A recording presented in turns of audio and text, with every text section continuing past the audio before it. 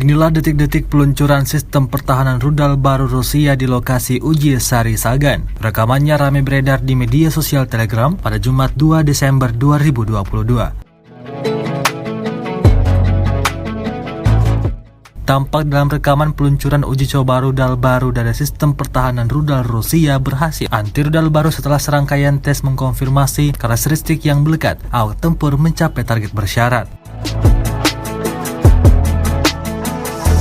Hingga kabar peluncuran sistem pertahanan rudal baru Rusia ini sampai ke pihak Ukraina, belum ada tanggapan resmi yang mereka sampaikan. Memasuki hari ke-282 invasi Rusia ke Ukraina, Rusia melaporkan secara total 334 pesawat Ukraina, 177 helikopter, 2.592 kendaraan udara tak berawak, 391 sistem rudal anti pesawat dieliminir sejak awal operasi khusus.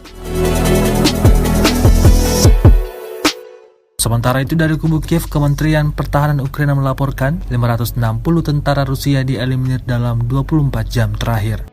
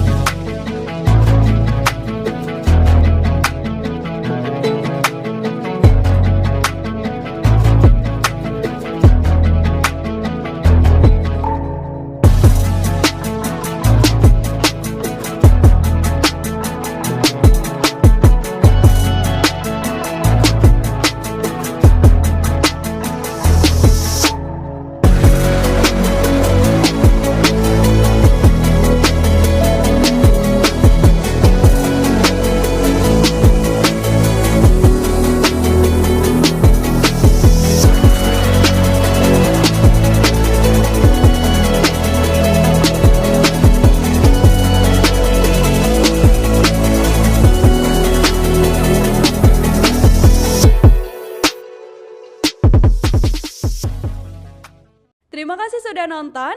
Jangan lupa like, subscribe, dan share ya.